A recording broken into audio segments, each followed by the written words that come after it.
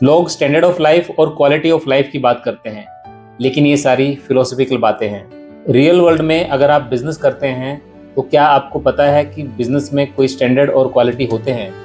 बहुत सारे लोगों का तर्क होगा कि हाँ होते हैं, लेकिन क्या आपको पता है कि बिजनेस में स्टैंडर्ड और क्वालिटी में क्या फर्क होता है?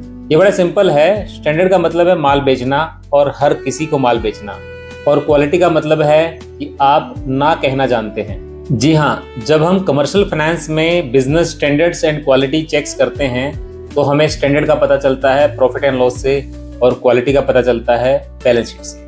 अगर हमें स्टैंडर्ड को एक साधारण एग्जांपल से समझना है तो आप इस तरीके से समझ सकते हैं कि आपने एक ब्रांड के जूते पहने हुए हैं, वो ब्रांड विजिबल है, सबको पता है कि आपने एक स्टैंडर्ड मेंटेन किया हुआ है। इसको हम प्रॉफिट एंड लॉस कह सकते हैं।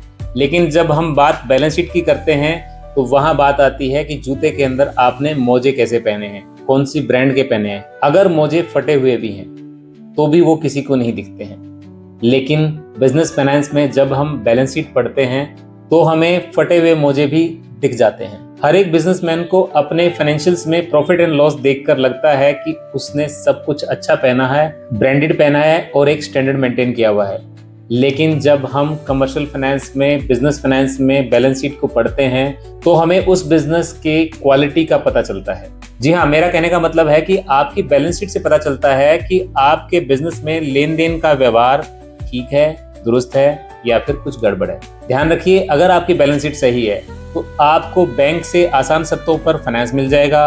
आपके बिजनेस में लोग इन्वेस्ट करना चाहेंगे, मतलब आपको उधारी भी मिल जाएगी, और साथ ही आप बाजार या बिजनेस में होने वाले उतार चढ़ाव से भी बचे रहेंगे, और उसके साथ ही आपकी गुडविल भी बरकरार रहेगी। और सबसे इम्पोर्टेंट बात जिसके लिए एक बिजनेसमैन जाना जाता है, रिस्क लेने की एपेटाइट, यानी कि आप रिस्क अधिक से अधिक ले पाएंगे और अधिक से अधिक प्रॉफिट कमा पाएंगे। इस विषय में मेरे पास कहने और समझाने के लिए बहुत कुछ है, लेकिन अगर आपको अपने बिजनेस के लिए एक स्ट्रेटेजिक फंडिंग की रिक्वायरमेंट है और उसके लिए आप अपने फाइनेंशियल्स का एनालिसिस करवाना चाहते हैं तो आपको तुरंत हमसे मिलना चाहिए, क्योंकि स्ट्रेटेजिक एनालिसिस ना तो आपका अकाउंटेंट करेगा और ना ही आपके चार्टर्ड अकाउंटेंट के पास इतना समय होगा कि आपको इस तरह का एनालिसिस करके दे सके। यहाँ मैं किसी की कैपेबिलिटी पे सवाल नहीं उठा रहा, लेकिन मैं ये कहना चाहता हूँ कि बिजनेस को फाइनेंस के एंगल से समझने का हमारा नजरिया बिल्कुल अलग है। हम थोड़ा प्रैक्टिकल होके चलते हैं, इसलिए मेरा आपको सजेशन है कि आपको तुरंत हमसे दिल्ली वेल्थ ग्रुप से मिलना चाहिए।